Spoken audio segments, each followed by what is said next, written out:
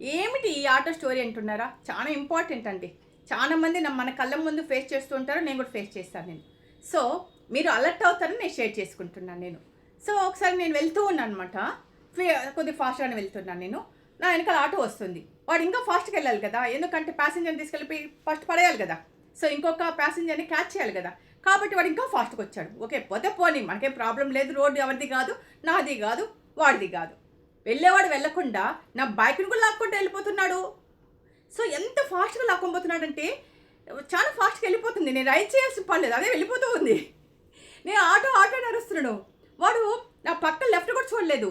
Auto auto అంటే right side ఇటు దిక్కులు చూస్తున్నాడు. అంటే ఎవరైనా ఆటో కోసం పిలుస్తున్నారని చెప్పని. మొత్తం చాలా దూరం లాక్కెళ్ళి కింద పడేశాడు. పడేసినోడు ఆటో నిలిపాడా? నిలపలేదు.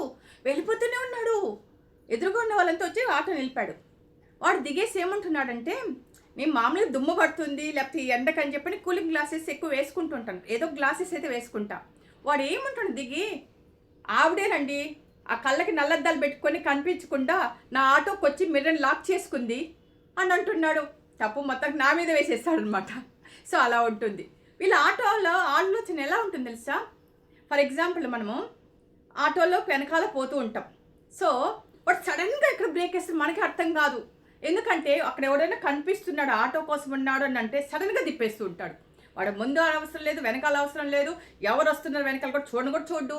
ఎందుకంటే ఏ ఫార్మాలిటీస్ వాళ్ళకైతే వర్కౌట్ కాదు, ఏ రూల్స్ వాళ్ళకి వర్కౌట్ కాదు. మనం బైక్ రైడ్ చేయాలనుకుంటే బైక్ రైడింగ్ నేర్చుకుంటాం. కార్ డ్రైవ్ చేయాలన్నా కార్ డ్రైవింగ్ ఎవరో ఒకరి దగ్గర నేర్చుకుంటాం.